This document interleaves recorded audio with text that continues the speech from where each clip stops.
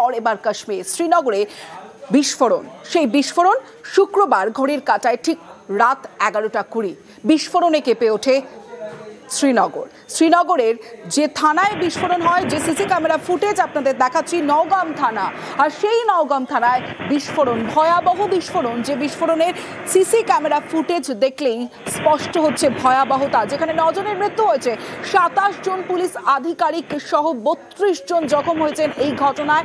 যে ছবি আপনারা দেখছেন, ফরিদাবাদে বাজেয়াপ্ত বিস্ফোরক ফাটলো কোথায়? নওগামে, শ্রীনগরের নওগাম থানায় সেই বিস্ফোরণ ফাটলো।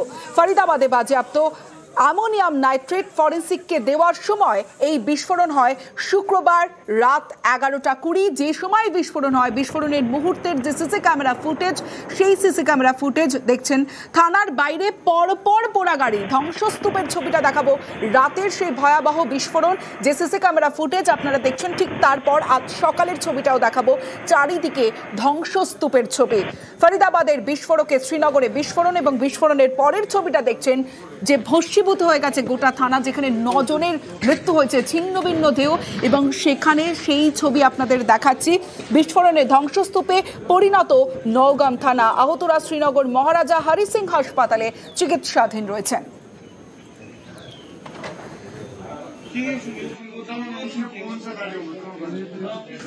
Last night, around 11:20 p.m., an accidental explosion has taken place.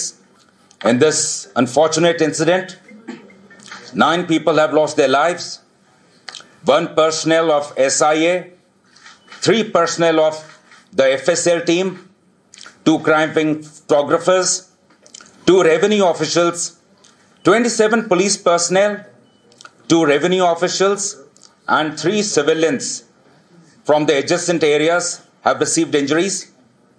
The injured were immediately evacuated to the nearest hospital. The cause for this unfortunate incident is being inquired into. J&K Police stands in solidarity with the families of the deceased in this hour of grief. Naugam police station के बाहर है, जहां पर कल जोरदार धमाका हुआ और उसमें कई पुलिस वाले और एफएसएल की टीम के लोग घायल हुए हैं।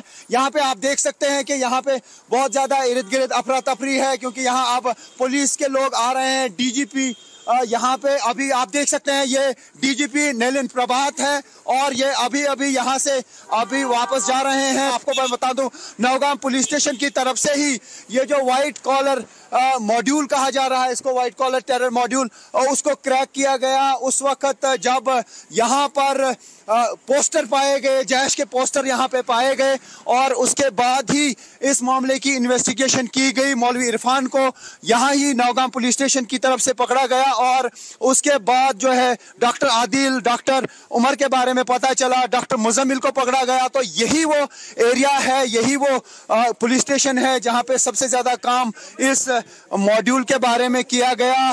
क्या यहाँ पर कोई ऐसा सबूत तबाह तो नहीं हुआ जो इस केस को क्रैक करने में, फर्दर क्रैक करने में बाधा उससे पड़े? ऐसा अभी इंफॉर्मेशन नहीं है। कैसे ये बारूदी मवाद फटा, कैसे ये अमोनियम नाइट्रेट फटा, जो बताया जा रहा है कि इसमें अमोनियम नाइट्रेट भी था।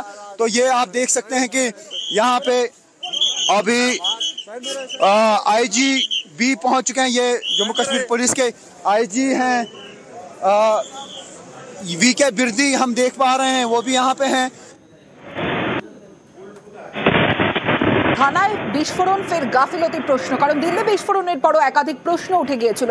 এখন নওগাম থানায় মজুদ বিস্ফোরকেও বিস্ফোরণ, আর সেখানেও পুলিশের দুর্ঘটনার তত্ত্ব। পুলিশ বলছে দুর্ঘটনা ঘটেছে, আর সেই তত্ত্বেই বড় প্রশ্ন।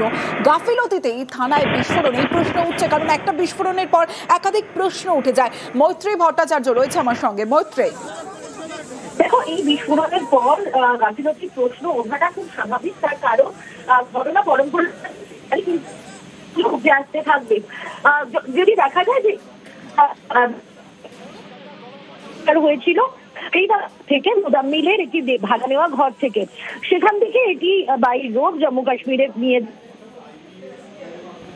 ফরেন্সিক পরীক্ষা করার সময় বিস্ফোরণ ঘটে।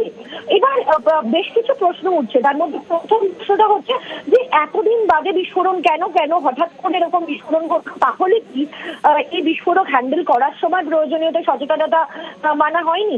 সাধারণভাবে বেশি পরিমাণের এক্সপ্লোজিভের যখন ফরেন্সিক পরীক্ষা করা হয় তখন সেটা দিনের বেলায় করা হয়। তাহলে রাত 11টার পরে কেন এই ফরেন্সিক পরীক্ষা করা হচ্ছিল বা ফরেন্সিক নমুনা সংগ্রহ করা হচ্ছিল সেই প্রশ্নও কিন্তু উঠছে। ফলে সব মিলিয়ে প্রশাসনের বিরুদ্ধে একাধিক প্রশ্ন উঠছে, কোথাও গাফিলতি ঢাকার জন্যই এই তথ্য দেওয়া হচ্ছে কিনা, যেটা অ্যাক্সিডেন্টাল ব্লাস্ট, সেটা সেই প্রশ্নটা কিন্তু উঠছে। যদি প্রশাসন এখনো পর্যন্ত এই বিষয় নিয়ে তাদের সেই স্ট্যান্ডেই দাঁড়িয়ে রয়েছে যে এটা অ্যাক্সিডেন্টাল ব্লাস্ট এবং এক্ষেত্রে কারোর গাফিলতি রয়েছে কিনা সেটা এখনো পর্যন্ত প্রকাশ্যে স্বীকার করেনি। বেশ মৈত্রী।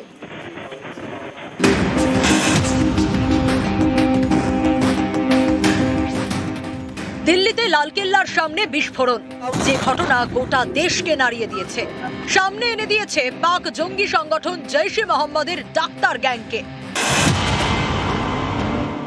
দিল্লি বিস্ফোরণের সূত্র পৌঁছেছে জৈশের ফরিদাবাদ মডিউল পর্যন্ত। বিস্ফোরণের দিন সকালে যৌথ অভিযান চালিয়ে এই ফরিদাবাদ মডেলেরই জঙ্গি ডাক্তার মুজাম্মিলের বাড়ি থেকে বিপুল পরিমাণে বিস্ফোরক উদ্ধার করে জম্মু কাশ্মীর পুলিশ। সেই বিস্ফোরক রাখা হয়েছিল কাশ্মীরের নওগাম থানায়। শুক্রবার রাতে সেখানেই বিস্ফোরণ, একাধিক মৃত্যু, বহু আহত এবং অসংখ্য প্রশ্ন। नौगांव पुलिस स्टेशन ने हाल ही में एक पोस्टर से लिए गए लीड के आधार पर एक बड़े आतंकी मॉड्यूल का पर्दाफाश किया था। बरामद किए गए विस्फोटकों को लाकर पुलिस स्टेशन नौगांव के खुले क्षेत्र में सुरक्षित रूप से रखा गया था। 14 नवंबर 2025 लगभग 11:20 बजे अचानक एक्सीडेंटल विस्फोट हुआ। 9 लोगों की मृत्यु हो गई और 27 पुलिसकर्मी, 2 राजस्व अधिकारी और 3 नागरिक घायल हुए। বড় জঙ্গি নেটওয়ার্কের সদস্যের ঠিকানায় তল্লাশি চালিয়ে উদ্ধার করা বিস্ফোরক, যা তদন্তে একাধিক সূত্র দিতে পারত। সেই বিস্ফোরকের সংরক্ষণে কি তবে গাফিলতি ছিল? বারবার দাবি করা হয় কাশ্মীর স্বাভাবিক, সেখানে বড় কিছু হচ্ছে না। এই মনোভাবের জন্যই কি গুরুত্বপূর্ণ এমন কাজেও এতটা ঢিলেঢালা আচরণ? বিস্ফোরকের নমুনা সংগ্রহের সময় বিস্ফোরণ হয়েছে, তাহলে কি অভিজ্ঞতা নেই এমন কেউ এই কাজ করছিলেন? পুলিশ কর্মীরা কেন বিস্ফোরক থেকে নমুনা সংগ্রহ করছিলেন? কেন বম্ব স্কোয়াডের সদস্যরা ছিলেন না? দিল্লি বিস্ফোরণের তদন্তে অত্যন্ত গুরুত্বপূর্ণ অংশ এই বিস্ফোরক, সেখানেই বিস্ফোরণ। এতে তদন্তের কোনো ক্ষতি হলো না তো? কি পরিস্থিতিতে বিস্ফোরণ হয়েছে সেটা জানা গেলেও কি কারণে বিস্ফোরণ হয়েছে সেটা এখনো পরিষ্কার নয়। এরই মধ্যে ফরেনসিক সায়েন্স ল্যাবরেটরি জানিয়ে দিয়েছে দিল্লিতে যে বিস্ফোরক ব্যবহার হয়েছে তার নাম ট্রাইঅ্যাসিটোন ট্রাইপারঅক্সাইড বা TATP। এই বিস্ফোরক এতটাই শক্তিশালী যে এর কোড নেম দেওয়া হয়েছে শয়তানের মা। নির্দিষ্ট রাসায়নিক বিক্রিয়ায় মারাত্মক অভিঘাত তৈরি করে TATP। কোনো কারণে আশপাশের তাপমাত্রা বাড়লেও বিস্ফোরণ হতে পারে। দিল্লিতে যে বিস্ফোরক ব্যবহার করা হয় এবং ফরিদাবাদে জঙ্গি ডাক্তারের ঠিকানা থেকে যে বিস্ফোরক উদ্ধার করা হয়, দুটো একই কিনা সেটা এখনো জানা যায়নি। তার আগেই কাশ্মীরের থানায় রাখা বিস্ফোরকে বিস্ফোরণ। নিউজ 18 বাংলা।